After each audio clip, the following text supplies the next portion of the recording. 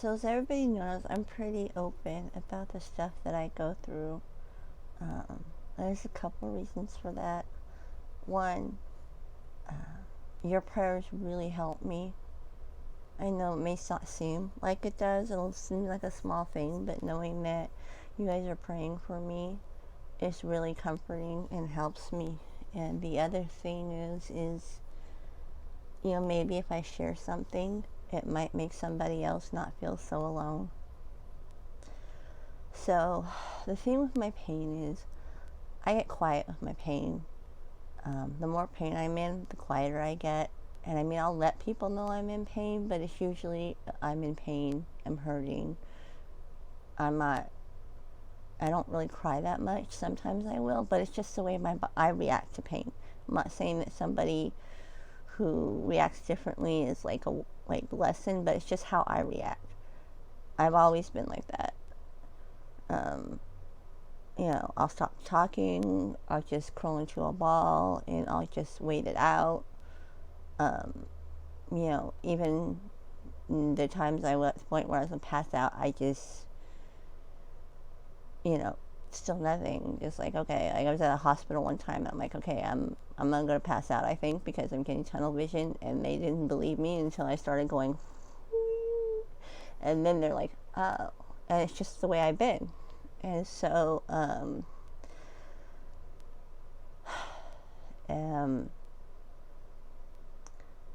I've been trying for a couple of years now to get my neck issue fixed. It started getting worse in like 2017, but I didn't go until 2020 because I never go to the doctor unless I absolutely have to. And they're absolutely going to be able to see whatever it is that's going on with me. Which was to my doctor appointment yesterday. It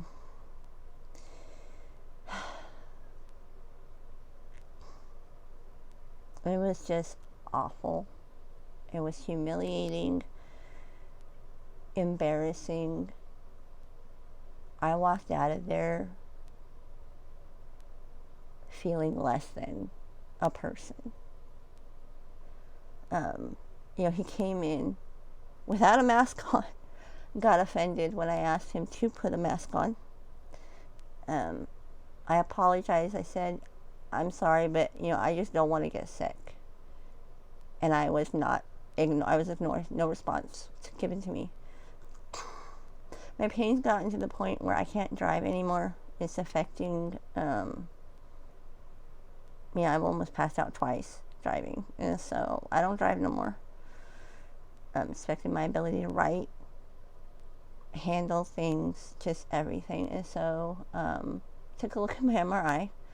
Basically, because of the degenerating arthritis, my spinal thing is it looks like, if you look over above, it looks like you're squeezing something out of a sausage, just gets smaller. And he proceeded to acknowledge that it was really, really bad. And then went on to try to talk me out of having surgery and warned me that when I go to a next neurosurgeon that they're just going to want to do surgery on me, and I need to be really, really careful about that. And, they're not going to tell you the pros and the cons of the surgeries. And I said, I understand that. I said, but look, here's what I'm doing right now. And I proceeded to tell him my whole, and not even halfway through, he's like, oh, no, whoa, I don't need to hear all that. I don't need to hear the whole entire thing. But with no solutions, I asked him, okay, well, is there anything that I can do now to help with my pain, like a brace, anything? He's like, oh, yeah, we can get a cervical collar for you. That should help. I'm like, okay, great. And then again, I would be telling him my experiences and my pain, and no response. It's like I wasn't even talking, and so Steven decided to take over the conversation. Because it's like, well, yeah, you have surgery, you can get rid of one problem, but there's always another problem, and that one problem, bothers you later on. And I'm like, well, what problem? And he's like, stiffness. And in my mind, I'm like, I just told you I'm passing out from pain, and you think I'm going to be concerned about stiffness. And so my husband asked him, okay, what kind of stiffness? And he said, he's like, well, Stephen asked, will she still be able to turn her head from this way, which I can't really do now. I have to kind of turn my whole body if I want to look behind me now. And he's like, oh, she'll be able to do that. She just won't be able to do this with her head. Like, I won't be able to touch my thing to my thing this way. And I'm just like, I don't care. And so even before we left, I had to go, what about my cervical collar? And I said, okay, when should I wear this? He's like, at night. I'm like, any other time is there? And, oh, no, you can just do it whenever. You want to wear it out, wear it out. Some people don't. Who knows? Maybe by that, you might not even need surgery.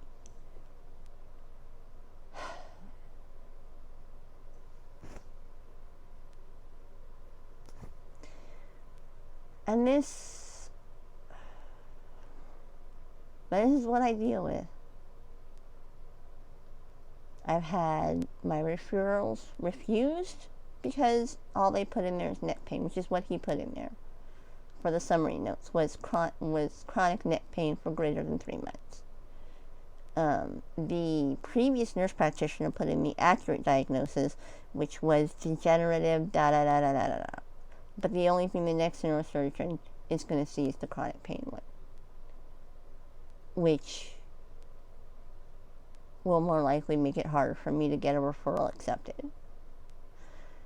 So what I need, please, is just prayers to find a neurosurgeon that will take me, that will listen to me, that will believe what I say my pain is the way it is, not because, and not believe me because I'm not rolling around on the floor screaming in agony.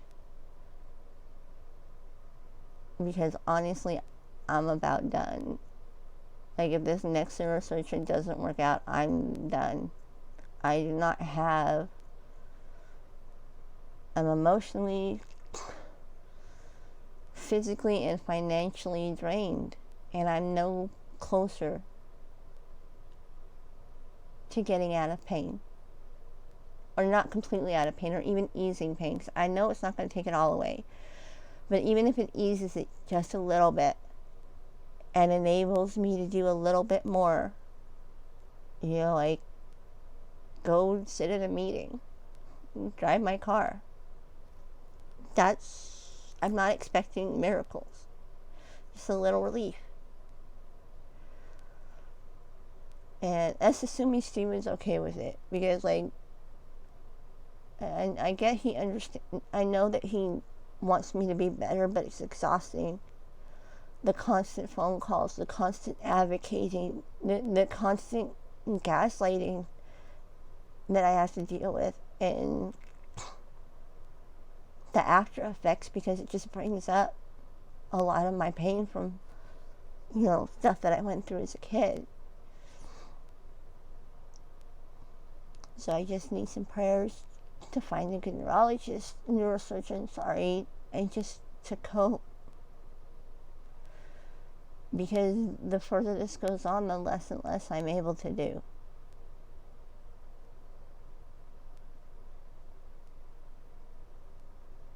Thank you for listening. And thank you for all of your prayers. I know I say it a lot,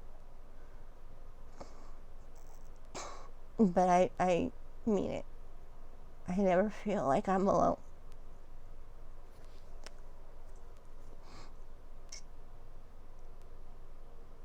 Because I know that I have people who love me. And you guys will never know how much that means to me.